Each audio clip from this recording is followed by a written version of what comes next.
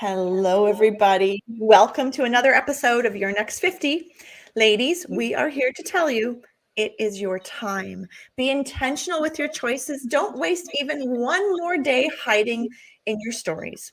You can reclaim your personal power and be happy while doing it. And this podcast will show you how. Welcome, Sylvia. Welcome. I'm so excited. I'm always excited for our recording day, and especially when we have beautiful guests, colorful guests, colorful in many ways. Ooh, colorful in many ways. So please welcome to the show, everybody, Jen Marples from the many things from the West Coast of California, from the I was going to call it the You Are Not Too Fucking Old podcast, but I guess it's currently called the Jen Marples Show. Is that correct, Jen? It is the Jen Marples Show, but the tagline is "You're not too fucking old," and so I'm actually contemplating making that the headline. Like, I think I just need to make that the title. I think you should. It's just because it's just the fucking truth. So, do we need a disclaimer? I mean, this is our podcast. We can swear on it if we want to. We're big girls. We wear big girl pants. We're not too fucking old to swear. My kids will not like this. I'll have to put, dollars in the jar. But you know what? So let's kick this off, folks. We have a great show for you. Jen's here to tell you about her experience in midlife. We always love for our participants to introduce themselves. So Jen, take the mic and tell us a little bit about who you are. All right. Hi, I'm Jen Marples, everyone. Thanks for having me, ladies. This is an honor. I live in California. I grew up in Hawaii, which is crazy because if people look at me, you're like, I always got called a California girl growing up in Hawaii, but I'm from Hawaii. I'm not Hawaiian, but I grew up in Hawaii. I am a mom of 3 teens, and so there's a lot of hormones in my house. I am 52. And I am currently, woohoo, 52. And that's for you guys. So you're going to hear me say you're not too fucking old a lot. And I'm basically saying it to myself as I'm saying it to everyone else because it's just the truth. We're not. So to back up, for most of my adult career, I was in PR and marketing, and I actually had a PR firm in San Francisco for 12 years. And I lived in the city not only did I just live in San Francisco, but I lived at the corner of Haight and Ashbury. So I think you guys might have heard about that place. And all my kids were born there, which is crazy because my husband and I, when we bought the place in 2003, we never thought we'd have kids there. And then one day I woke up and I had 3 children at the corner of Haight and Ashbury. But our neighbor was Ben & Jerry's ice cream. So that worked out really well. That is good, isn't it? The postpartum It is. And they had craving. one flavor. I was going to say when they had one flavor called Chubby Hubby, and we first moved in, we're like, is this going to be a self-fulfilling prophecy because we're living next door to Ben & Jerry's? Every day they'd fire up those waffle cones, and we had this like Pavlovian response. We're like, we must have Ben & Jerry's. But anyway, I digress. So we were in the city for 11 years. I had the kids. We moved up to Marin. So I'm just north of San Francisco right now. And so my big story is that I was I might still be crazy, type A working mom, product of the 80s and the 90s, go, till she couldn't go no more, basically. So I had a firm for 12 years and I ran that by myself, and I had a team. I had 12 clients, and I cranked out 3 babies in the middle of all of that. No help by the way of family. I mean, I did have a nanny, but it was crazy. And so to look back, I actually give myself compassion during that time because I was like, kind of, what's that? Was it Clueless or no, Legally Blonde? Like what? Like it's hard. It actually was really hard. Jen, you'll appreciate this. I was working with several charities. I'm running my business. I have 3 babies. I'm married, but I wasn't really tending to my marriage. Can't we do it all? The answer is not all of that at once. Was not such a great idea. So fast forward, we kind of got out of the city because it was crazy. I still had my firm. I never really took time off with the kids, and my health started to suffer. But I just pushed through because that's what we're taught. Push through. Come on, you got to go, grow, do all of that. And then, we started peeling back a little bit of the stress after moving out of the city, and I kind of gave up my office. Then I started working from home, started letting some clients go. But then it was one day my husband kind of had a real big heart-to-heart because I was falling apart. Like my family was getting the worst of me. Clients and everybody on the outside was getting the best of me. And I'm yelling and screaming at my kids, yelling and screaming at my husband. And my husband's like, Jesus, you had one hard day at work and you're taking it out on the family. And I just had no perspective, zero. And, I had to go through fertility. I've got endometriosis. So it took years to have my babies. And then so I'm looking at my life going, I'm yelling at the very people that I prayed for. This is not okay. But if anybody out there has been in client service, I literally had no perspective. I'm like, I have to get this done, go to bed. I have to work till midnight. So it was a shit show. And so I slowly started dismantling because my husband's like, something has to change. I support you, like step back. And this is a long-winded way of saying it's a very big turning point for a lot of women at midlife, because you realize an old career or the way you've been living your life doesn't work for you anymore. Yeah. And I actually want to save women from going through that trauma of, I fried myself. I basically just about burst into flames. And I think Jenny and I, we can relate to that. I mean, a lot of our shows and the guests we have, you get to that point and you're like, is this what it is? Like, I don't recognize myself anymore. Is this what I wanted? And parts of it are, and parts of it aren't. What's coming to me is that, and I think Jenny, you've talked about this before, weren't we sold? Like we were sold that bill of goods that we can do it all. And then that realization that actually I don't want to do it all. And then you feel like, if I'm not doing it all, what am I doing wrong? Or because again, to your point, it's what's been portrayed. And it's just, we all know it's a bunch of BS. It's like, you can't actually live in the city with 3 small children and run a business. My husband ran a business, have 0 family support. Thank God for my nanny and their beautiful family. We're still close to all of them today. I had this extended family that I relied on. I mean, I needed 3 wives is what I needed. Yep. Back in the day, I needed 3 wives. Because there was nothing left. I remember one, and this is a true story. I remember walking in my kitchen when we were still at the corner of Peyton Ashbury. My girls, so you guys all know, I don't think I've been said. So I have a 16-and-a-half-year-old son, and I have twin girls that are 14 and a half. So I had 3 kids in diapers at one point in time. Oh my God. And so it was a shit show. Literally. Literal shit show. Literal shit show. I remember walking in my kitchen one day. I think the girls were probably 1. My son was 3. And I fantasized about punching the window in the kitchen so I could just go to the hospital and be alone, to just have nobody need me. And the thought that stopped me was like, I'll probably get put on some type of a psych hold, and maybe like actually my children will get taken away from me. But that even, that was just one thing that happened. And it was still years after that till the dismantling of like really figuring out what it is. And I just, when women are working and your kids are small, I mean, it is just, you're in triage. You're just trying to get through every day. And it's really hard to step out and look at your life and kind of be the observer going, this doesn't work. And so I do give myself compassion because I did the best I could until my literal body gave out. I cracked through 4 crowns, like from stress, from like grinding my teeth at night. I was losing feeling in my fingers and toes. But you know what I did when I was in the city? I put myself in a boot camp.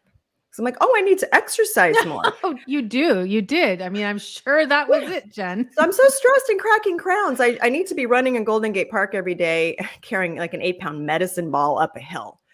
I remember talking to somebody later, one of my many healthcare providers. She's like, you really needed yin yoga? I needed yin yoga. And there I am like running, because that's all I knew to do was like exercise. So I just fried everything, like all the pistons were fried rather. So kind of condensing the story here, shit show, husband being supportive, started dismantling. But then I had this crisis of, if I'm not the woman who's running the PR firm and done this thing my whole life, who am I? So it's peeling back these layers. And it took a good like 2 years to really peel things back. Because I was so fried at the point where if I was to have lunch with one of you, I needed a 2-hour nap after that, just because of that energy. I had nothing. There was no energy store. And so I enlisted a team. I went to a naturopath. I saw my OB. I did a lot of yoga. I really had to nurture myself. I really doubled down on my therapist. She's like, you just have to know that you're in this like cocoon phase, kind of rebuilding and nurturing yourself, because everything was output, taking care of everybody but me. And I know that's a common theme with women. We put it all out there and we don't do anything for ourselves, and you feel guilty if you do. Oh my gosh. We had to change that narrative and really work on that. And then one day, started feeling a little bit better. I'm like, okay, what about coaching? Coaching sounds interesting. So I enrolled in a coaching program. And then that led me to yoga teacher training. I'm not a yoga teacher trainer, but I love and adore yoga. I've been doing yoga for 20 years. It's like my saving grace. And I love the philosophy. And so much of the yoga philosophy is how I live my life and how I coach my clients, and just get on Instagram every day and impart wisdom. And then it still was a little bit of time, like, what do I really want to do? Because I'm still like dismantling, like, and it's, I will say, when you have had a big career, had a company, and you're walking away from the money, status, and all of that, it's really fucking hard. It's hard. It's not easy. And I acknowledge that, but something's not serving you and you simply can't go on. I remember someone's like, you can consult and make like $450 an hour with some VC and do blah, blah, blah. It's like, oh, yeah, like, God, no. Yeah. So that's kind of like when something's got to change. It's like not about the money for me. And I think for a lot of women, we need to feel purpose driven. The money will come, but if you're not on your purpose, it feels like you're dying. And I felt like I was dying. So fast forward a couple of years ago, I started having some women's events because I just felt called to do it. And I realized women needed to be together. Women at midlife are dealing with so many different things. There's ageism in the workplace. We've got, and with women at midlife, we've got kids that vary greatly in age. I've got friends with really young kids, kids who are off in college. So that's, depending when you had your kids and all that. So there's this big spectrum, aging parents that have passed away, divorce, death. I mean, there's so much that happens at this point in time, and no one is really speaking about it. And I think this authentic connection is what we all need so bad. So I started seeing what women were looking for. And then kept doing that. Pandemic hits, can't do it in person anymore. It started to do things on Zoom. And last year, I decided to start my podcast because it's something I was thinking of for years. And I was like, I've got to do this. I've got to do this. I have something to say. So I went all in, all scared, and I did it anyway.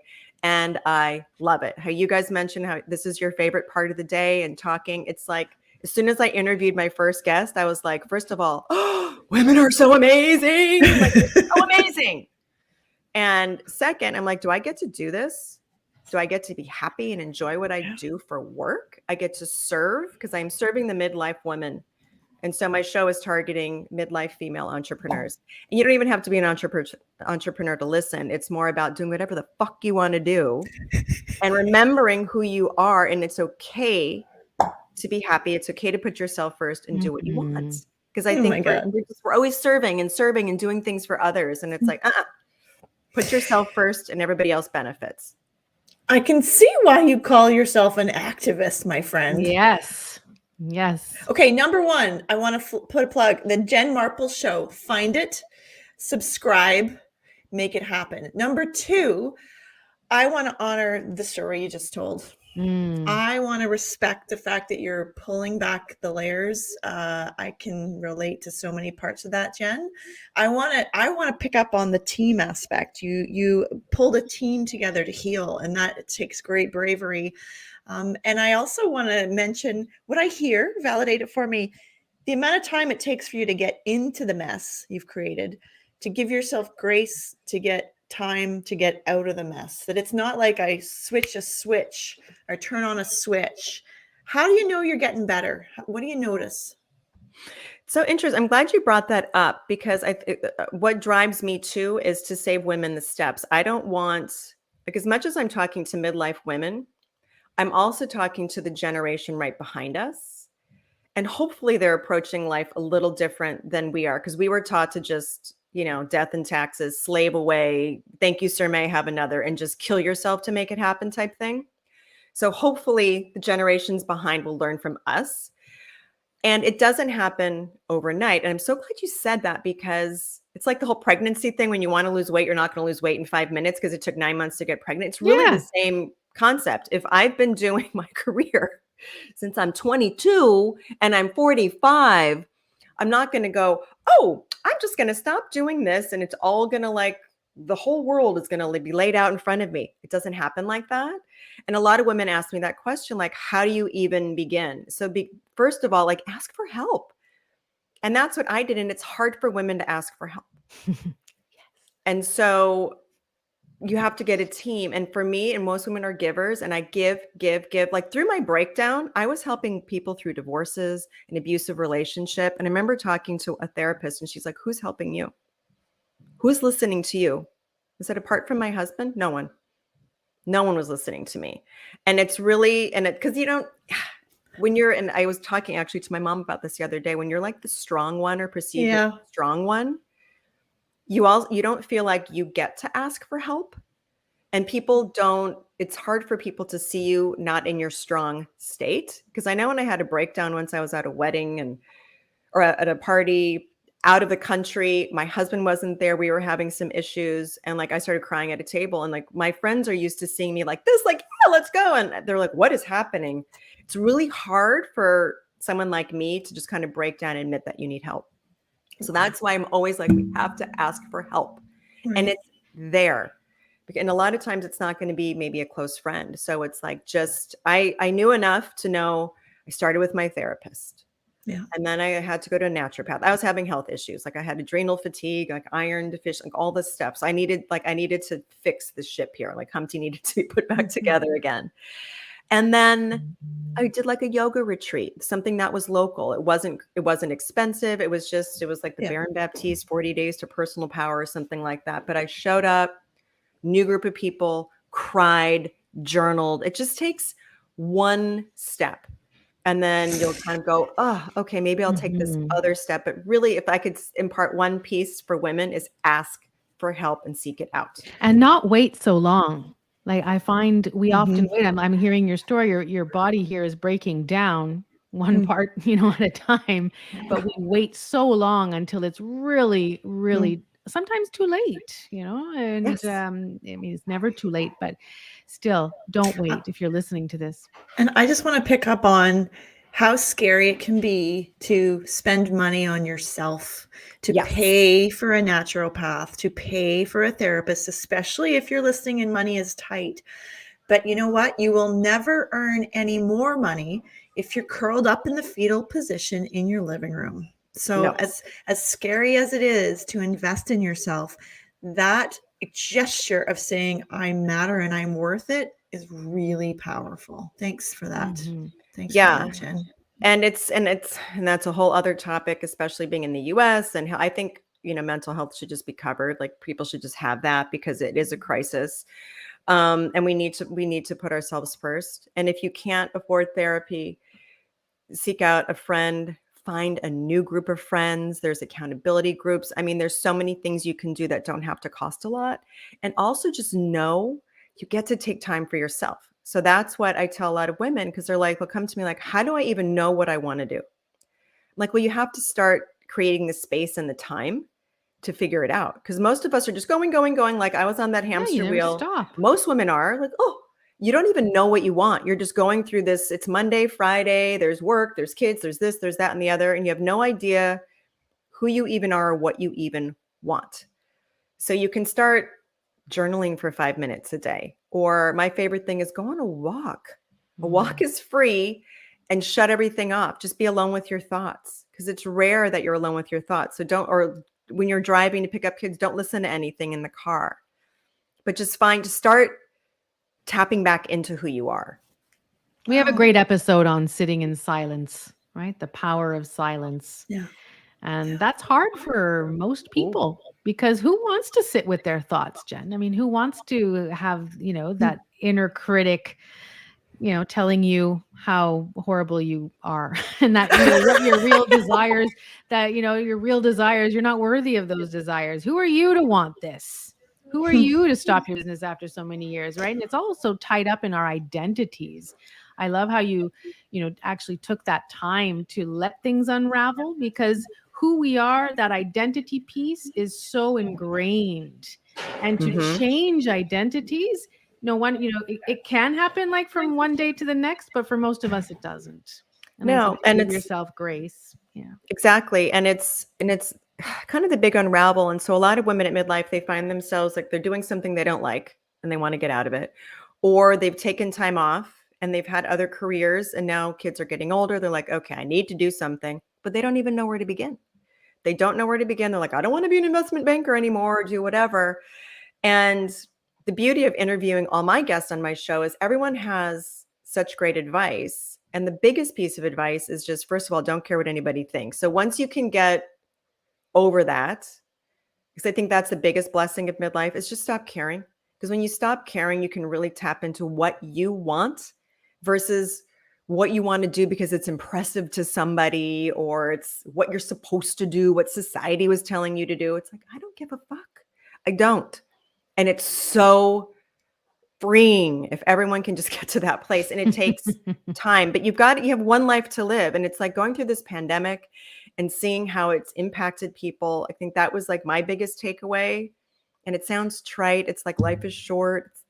It's precious. I'm going to say it's short. It's precious. And so just, do you want to live your life every day unhappy? And I was there. Mhm. I was there. I was like, is this life? It's so miserable. It's so hard. And yes, things are going to be hard, but it doesn't have to be so hard.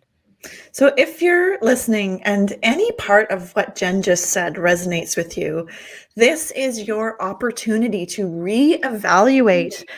I think we should do hashtag the big unravel. I think we should pull that out of this podcast, not the big resignation, the big unravel, this idea that we always knew at some point who we were. And it's just a matter of getting back to that essence, Jen, that sort of, what do I enjoy? And the contrast here is you've got this amazing life. You're living this big company. You've got this PR firm. On the outside, everything looks amazing. And everybody's like, look at how awesome she's doing. She's rocking it. And on the inside, you're dying. You're screaming, right? And the courage it took for you to step away from that. I just think, thank you for sharing your story. It's like we're on a treadmill trying to get off, but you can't. And that's how I felt that way too in the past, where I just want to get off. I want to get off. I want to change direction, but I'm going, and I can't get off. Hats off for getting off. And I don't want anyone to be like where I was, where your health is suffering, because your body's going to tell you when it's enough. And my body was screaming and I just was pushing through. And again, it's just hard to have perspective, especially when you have little children. I mean, I don't even know if anybody has any perspective when your kids are young because you're sleep deprived and you're just trying to get through every day. But you just have to listen. You've got to listen to yourself. I can't remember what I was listening to, but it's like feeling it in your body. So go towards the thing that feels good and that lights you up. And it doesn't have to be, if you're thinking about making a change and you don't know where to begin, it doesn't need to be anything big, but just switch up your routine and don't do the same things every day and speak to the same people and seek out groups and lectures. I remember when I was going through this exploratory phase, I drove myself, if anybody knows San Francisco, down into the Mission by myself to go watch a live podcast recording of somebody I knew and used to work with, and I adore her. And I was like, I just felt like, oh, this is me. No kids. I didn't take a friend. I wanted to keep myself open to meeting people. I'm in the Mission and I'm like, having some wine with the young 20-year-old bartender, just like when I'm in a place with a lot of midlife people with kids. So it's just like getting your brain, your juices flowing of like, I'm a vibrant human being, part of life, because our lives they can get very small when you've got kids and you're literally driving in circles and you're living in these circles that are so close. So it's just expanding your mind. It can be a lecture. It can be something online. It can be, coffee with a friend of a friend who you think has an interesting career or whatever it is, but just something small. It doesn't have to be scary. You don't have to you're not going to figure it out right away. So it's just starting to take these little steps and you have no idea where they're going to lead. You just have no idea. And like when I started these women's events, I had no idea where it was all going to lead. I didn't know I was going to have a podcast. I didn't know I was going to be screaming, "You're not too fucking old" to midlife women. But you have to start. You just have to start taking one small step and really listening to your gut. That's the other thing I would say, because a lot of women deny their inner knowing. And we know what we want. Yeah, but how often have we known and then done something else or made a different decision?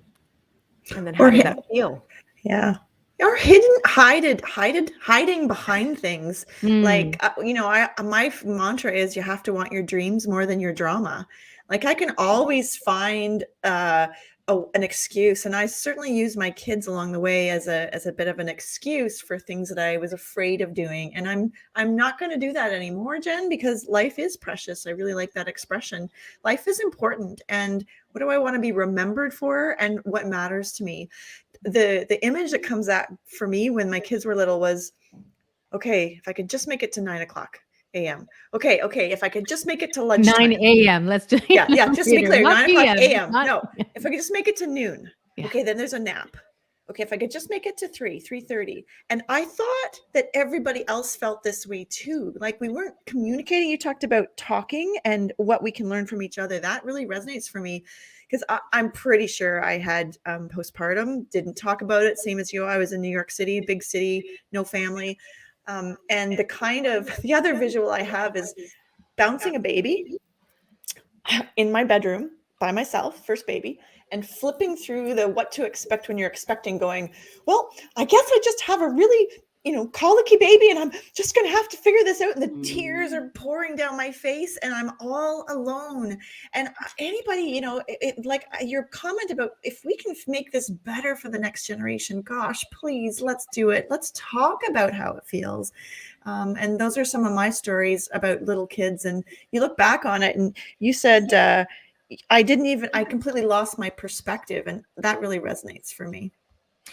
I'm glad you just brought up that bit, because, and especially when we had our kids and social media wasn't even there, so it was harder to even connect. Now everybody puts everything out there. But back then, I mean, I felt like I was so alone. Like, nobody was going through what I was going through at all. And it's very lonely, and women crave this connection. And I remember doing the same thing you did late at night, like 2:00 in the morning. I read 0 parenting books. And then I'm dealing with probably like the same thing, like a crying baby and all this. And I'm like trying to read one of these books at 2:00 in the morning, and my eyes are crisscrossing. I'm like, what do I think I'm going to learn?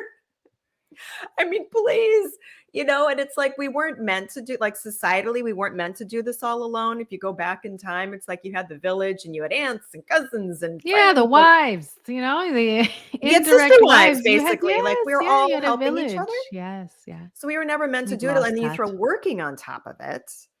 And a And like, pandemic for the new moms. I work with newborn families, yes. and they find it so hard. And they still are saying, well, I'm the only one going through this. I'm like, no, talk about it, because you're not, talk to your friends about it. But we don't want to feel that we're, there's judgment there.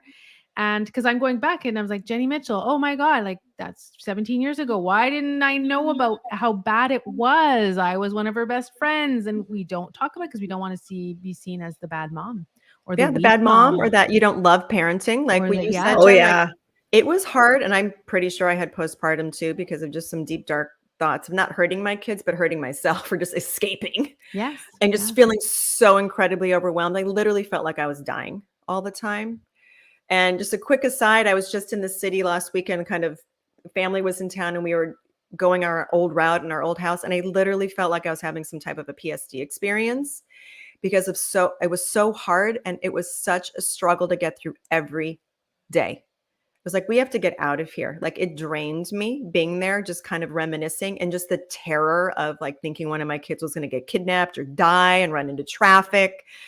I was up the 3rd floor flat, like, was someone going to jump out the window? Like, I was in a constant state of terror and panic for years.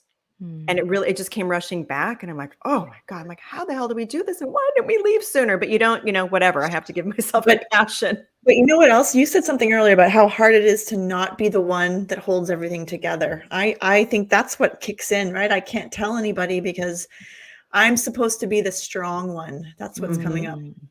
Yeah. And for me, it was like, I should be able to do this. And I still have those ideas. I should be able to do this in my business. I should be able to do this. And I'm having flashes of my mother at our age, and having this realization, like, that's what was going on in her life. The unraveling. It unraveled in my house at this time. right? And I always wondered what that was. Now I get it. Yeah. Yeah. It's interesting. I'm glad you brought that up because you can look back at different things growing up of when there was tension in the house. And now Oh, we can look yeah. back, as fully formed adults with our own teens at home. And you're like, oh, Yeah. I mean, I'm the oldest of 4 kids and I have sisters that are twins that are 10 years younger. So there was a lot of craziness in my house. And, I was a babysitter and all of that, but you look back and you can look back at your parent. You kind of hated your parents for something and you were annoyed with them. Now you can look back with compassion going, oh Yeah. shit, how the hell did you do Like, that? no wonder my mom was staying in bed. Right. Didn't want to get up. I Yeah. get it. I get My it. mom took a woodworking class because she said when my sisters were born, so we're 10 years apart and I have a brother 5 years below me, so one in the middle.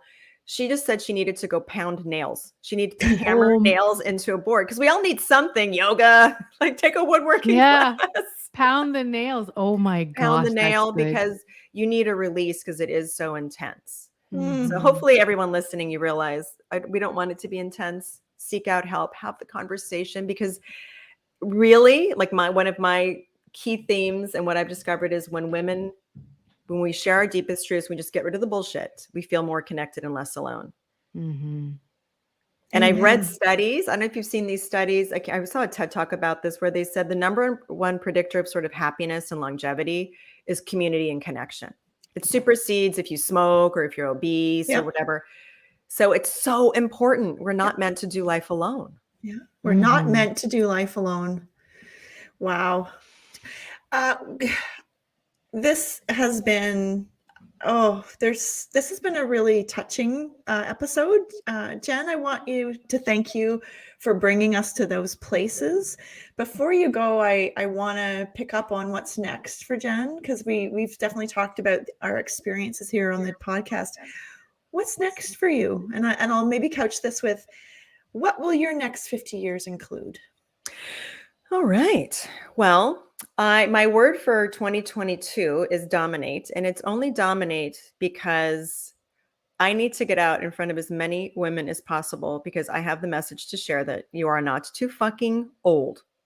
You are not to do whatever the fuck you want to do. So I plan on writing a book. I'm going to blow up this podcast.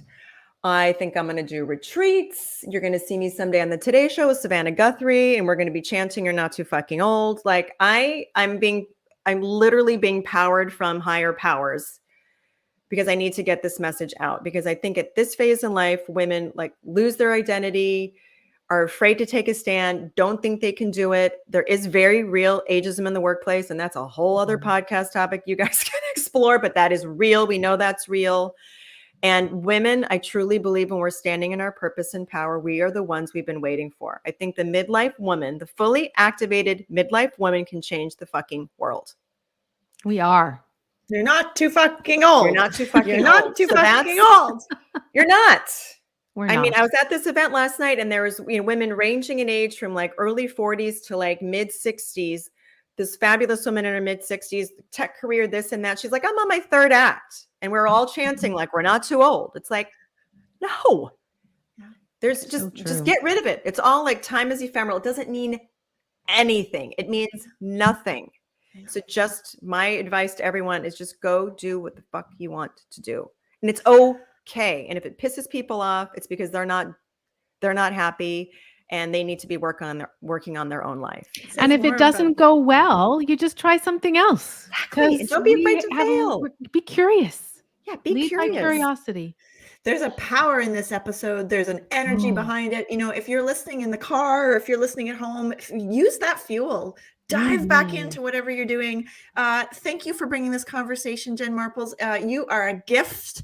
You are a powerhouse. You are a woman on a mission. And where can they find you? What if they want to learn more? All right. So jenmarples.com. I'm Jen Marples everywhere. And that's MARP as in Peter LES. I'm on Instagram as like my favorite social platform. So I can see that she's got a lot of, it's so fun. The reels. Yeah, I do a lot of reels. I just give daily inspiration there on Instagram and I love chatting with people. So find me there. I'm on LinkedIn, Twitter. I'm everywhere at Jen Marples. But you can go to my website, jenmarples.com. Well, that's how you dominate when you're everywhere. There you go. I'm trying, Sylvia. I'm trying. And you know what? You are owning it and you're talking about it. And I just think that role model of saying what you want and going after it is powerful. Yeah, I kind of say, I jokingly say, I'm like, I'm going to be the asshole, just making a fool of myself, whatever, going out there for the sake of the greater good, because I know it's hard to show up. I know all this is hard, but if you can just take one small step, and ladies, know that you are enough. You don't need to prove anything to anyone. Love it. Thank you so Boom. much, Jen. Oh, I've loved being on. You guys are amazing. What a great episode. If you like this episode, I hear a feedback, but that's okay. If you like this episode, share it with your friends, share it with your family, with all those women in midlife and younger ones too, Yes. who might appreciate, who will appreciate this. I know they will. And give us a 5-star review. We always appreciate all the love notes that you guys leave on Apple and Spotify. Cheers, everybody. We've got a very special guest next week. We're talking to Donna Smith from Mick, M-I-I-K, another woman playing big. And until that time, go be you. Get out from underneath those stories. Have a great day. Bye, everyone.